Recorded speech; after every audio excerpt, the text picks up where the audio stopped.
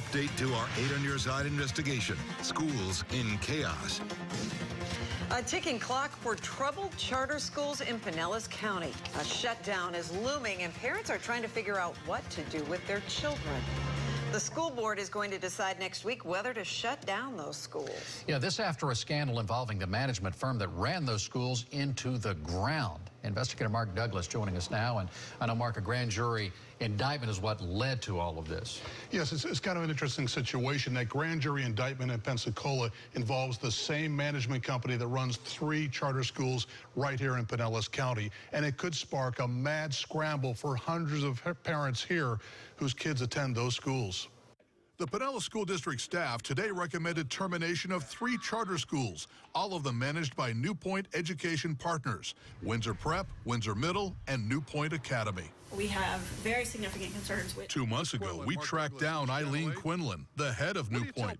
Parents say your company has been a disaster for their schools. It turned out to be a disaster, all right. New Point is now under indictment by a grand jury in Pensacola for grand theft and money laundering involving charter schools there. We're dealing with some pretty serious accusations and indictments here. The Pinellas District today revealed an audit that shows New Point moved money, supplies, even furniture between charter schools here and others in Pensacola. That's not supposed to happen. No, not at all. Not at all. The money and the assets are supposed to stay with the school.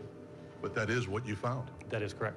That's just the sort of thing that sparked New Point's grand jury indictment in Pensacola last week. But we now feel a responsibility to make sure that if there is any indication of that activity in Pinellas, that we get it to the Pinellas County State's Attorney as well. Meanwhile, parents of more than 800 kids in New Point's Pinellas charter schools now have to scramble to place their kids elsewhere next fall or make a last-ditch effort to save their schools. I would hope they would have it in their hearts to give us a year to turn things around. Technically, Eileen Quinlan is still in charge, but Quinlan vanished the same day she slammed the door on us. How do you explain the track record that your company has of shuttered schools across Florida?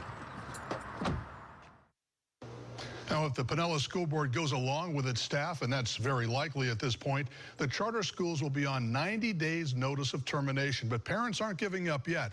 The board at Windsor Prep has an emergency meeting tomorrow to draft a budget for next year. But boy, they are madder than hornets, and who can blame them? It's a terrible situation. It is. And as a practical matter, I mean, who's going to really enroll their kid into a school with this 90 days notice hanging over the head? Well, that's it. You know, parents are pleading for a year to turn things around. They may not get that, but 90 days notice could be a death sentence, because who's going to want to count on that? Who's going to bank on that for next year? So they either have to stick with that school or find another school, and schools already have waiting lists, so it's tough. So unfortunate. Yeah. Thank you, Mark. Sure.